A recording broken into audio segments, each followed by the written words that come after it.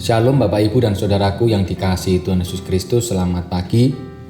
Renungan dalam resiran pada hari ini terambil dari Injil Yohanes pasal 11 ayat yang ke-47. Demikian firman Tuhan.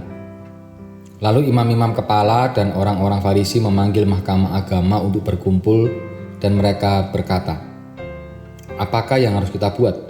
Sebab orang itu membuat banyak mujizat." Bapak Ibu dan Saudaraku yang dikasihi Tuhan, benci dapat membuat seseorang lupa akan siapa dirinya di hadapan Tuhan dan sesama.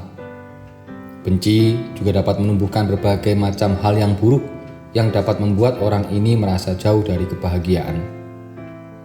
Firman Tuhan pada hari ini, khususnya bacaan Injil Yohanes, dengan jelas menggambarkan suasana pergumulan batin orang-orang Farisi.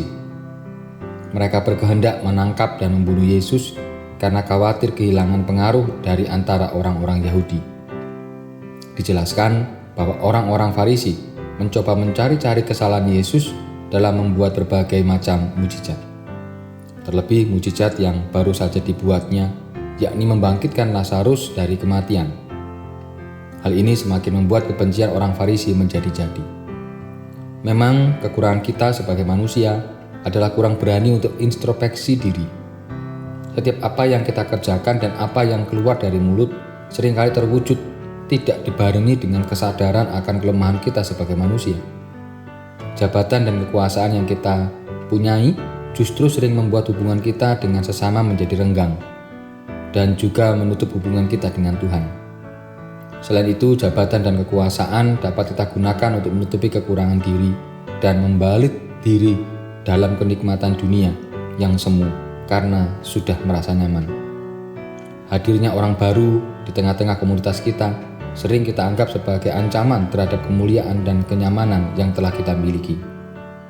Sikap orang Farisi dapat kita gunakan sebagai cermin bagi hidup kita, supaya kita dapat introspeksi diri. Tidak mudah bahwa iri, serakah, dan sombong seperti orang Farisi ternyata sulit untuk diberangus. Mari saudaraku yang dikasihi Tuhan, melalui masa-masa setelah Paskah ini, kita diminta untuk introspeksi diri lebih dalam lagi. Allah Maha Pengampun selalu menunggu pertobatan kita kepadanya. Marilah kita berdoa. Tuhan Yesus, tolonglah kami agar senantiasa kami mampu introspeksi diri dalam perbuatan, pikiran, bahkan perkataan kami. Kami mohon kiranya Tuhan sendiri yang menolong kami, menguatkan, sehingga kami benar-benar hidup seturut dalam kehendak-Mu. Terima kasih Tuhan Yesus, dalam nama-Mu kami berdoa dan kami berserah. Amin.